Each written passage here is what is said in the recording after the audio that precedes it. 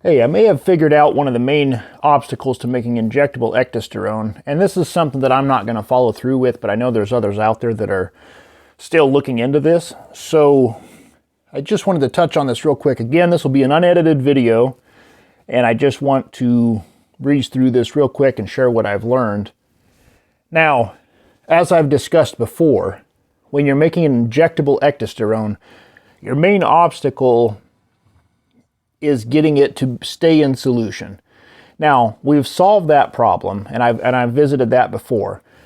Actually, my ecdysterone formula, my oral formula that I use in a more concentrated form now, is just about where we want things to be for an injectable ecdysterone. And if you want more about that formula, go back and watch some of those other videos. But today we're going to address another problem, because that had to do with making it water soluble. Ecdysterone does not like to be mixed in oil or benzyl benzoate, and so there's the issue of the solvent, getting it to stay in solution, and we've solved that by using glycerin in the complexing process with hydroxypropylbetacyclodextrin. And the other issue is, now that we've got it to stay in solution, we're trying to get the solution, the carrier, to stay in the injection site long enough so that it doesn't exit well before the ecdysterone does, which would leave a lump. Now, I've referenced before how this is very similar to testosterone propionate. And stay with me on this because it does make sense. But testosterone propionate in too high a concentration, when you inject it, even if it stays in solution in the bottle, if it's in too high a concentration, milligram per milliliter, the oil and the solvent will leave before the propionate crystals will. Our bodies will just absorb that quicker. And unfortunately, with injectable ecdysterone, that happens also because it's a water-based solution. Water, glycerin, it complexed with cyclodextrin. But what happens is our bodies absorb the water and the glycerin first, leaving a lump, which our body encapsulates with collagen and causes scar tissue that has to be broken up. That's not an effective injection, okay? So how do we solve that? Well, there's something called hydrogel injection, and it's used oftentimes, I believe, in cardiac issues and things like that, but there are some applications that I've found some research for, and what is used is synthetic fiber, like methylcellulose or xanthan gum. Now, I have personally experimented with this many, many months ago, and I used xanthan gum, and I found that I was allergic to xanthan gum, and I suspect that other people might be also. I was not allergic to methylcellulose. So just as a visual aid, here's a glass of water, nice and thin, right?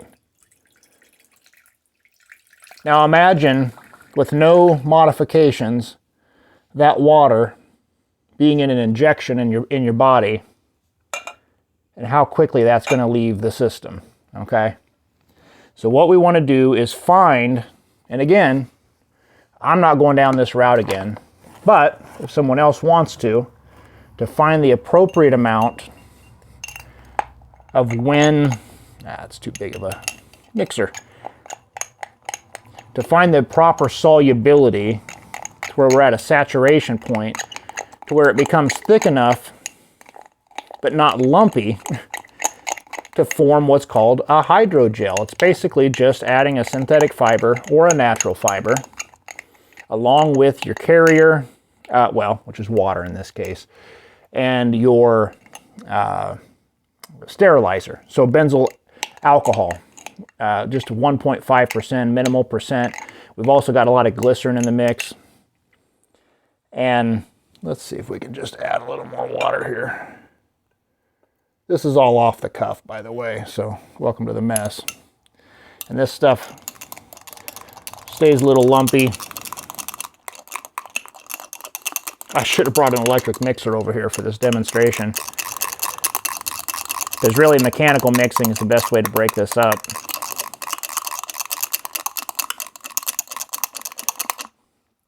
Anyway, I could sit here and break this up with a spoon, but do it with mechanical mixing, and it's up to you to find the appropriate amount.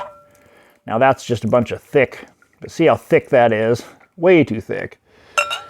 But you get the idea. Makes a sticky, thick mess, and that's actually what we want. We want something that will stay around. Like they used to say, you want to eat something that'll stick to your ribs, eat some peanut butter or eat something thick. And the idea was that it was calorie dense. Well, we want this to be viscosity dense, okay? We want this to be a very thick solution so that obviously the ecdysterone will stay mixed in the solution and slowly dissolve into the bloodstream right along with the water, as opposed to the water just rushing out. So I hope you found this informative, as ridiculous as my little demonstration was. The point is that methyl cellulose seems, in my personal experience, to not be allergenic, and it does thicken water into a hydrogel. So if you can find that right balance, and if you've already complexed the ecdysterone correctly, and you've diluted it enough with water so that your alcohol, which glycerin is a vegetable alcohol, it's a safe one to inject, but it's painful if it's in too high a concentration. So we want to get that, we want to add enough water so that the ratio of glycerin is, down around 20% or less. It's still going to sting, trust me, but it's going to hurt a lot less than 35 or 40%. And what we're going to probably end up with is about 75 to, at best, close to 100 milligrams per milliliter. And that's about as good as we can do. With a solvent like glycerin, you can get it to stay in solution at 136 milligrams per milliliter, ecdysterone in water, but that's when it's properly complexed. And when it's properly complexed, it's 100 times more water soluble than it would be just on its own. So you must go through the hpbcd process to magnetically stir and heat that and complex it with cyclodextrin properly, and the whole mess there. So that's step one. Step two will be figuring out a hydrogel that will allow that to dissolve slowly. So it's quite a complex process. For me, I'm getting very good results from my oral, and I'm just going to stick with that. I like it. I like the digestive issues that it helps solve and things like that too. It's good on your gut health. So anyway, enough rambling for tonight. Hope you found this interesting. I guess I'm kind of turning into the mad scientist of the YouTube and bodybuilding experiments here, but I'll take it. Let me know down below if you have any questions or anything at all. I love to discuss this stuff. It's very thought-provoking.